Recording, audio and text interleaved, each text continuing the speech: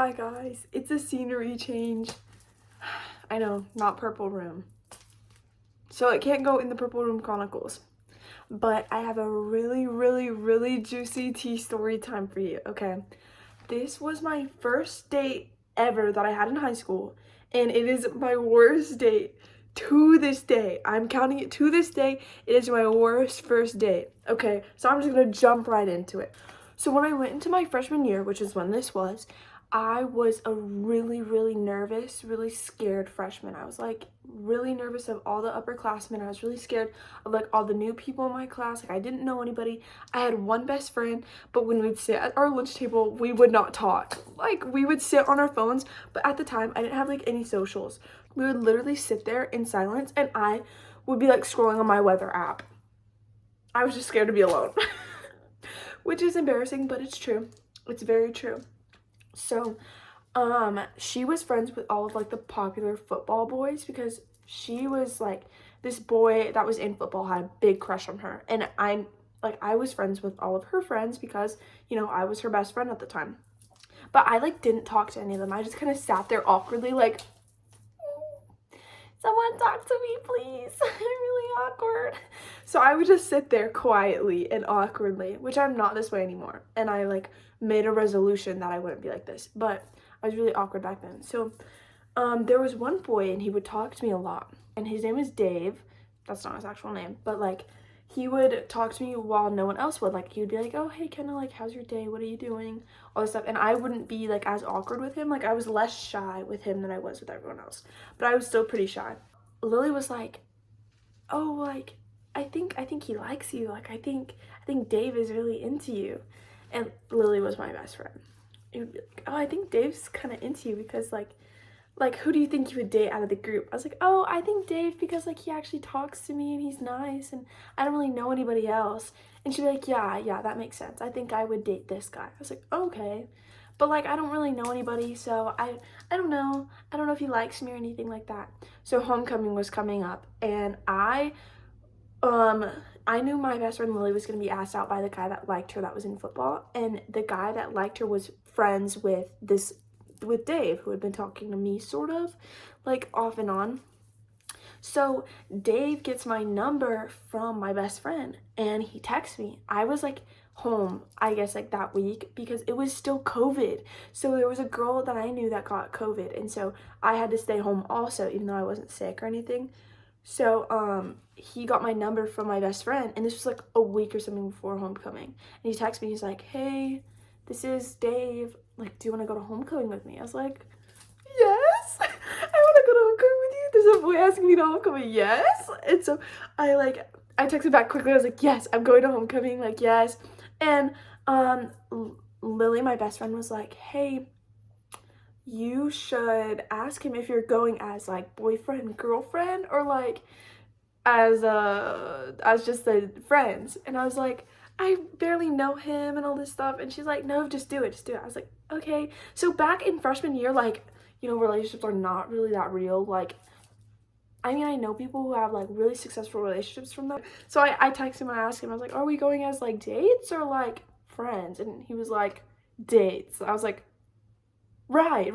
Okay, dates. So he's like, well, let's just like have a date before we go to homecoming together. I was like, yeah, we should do that. So we go to a fair that my town holds on every year and he used to like go to that fair every year. Context, I am like very scared of vomit. Like context, like I hate vomit. I hate like people that like throw up, not the people, but like throwing up. Like it freaks me out. I can't do it. He knows this. I've told him this. I'm like, I can't do vomit. And he was like, well, like every year I go, like I throw up. So you're inviting the girl that you like to a fair that you throw up at every single year. And she's scared of vomit.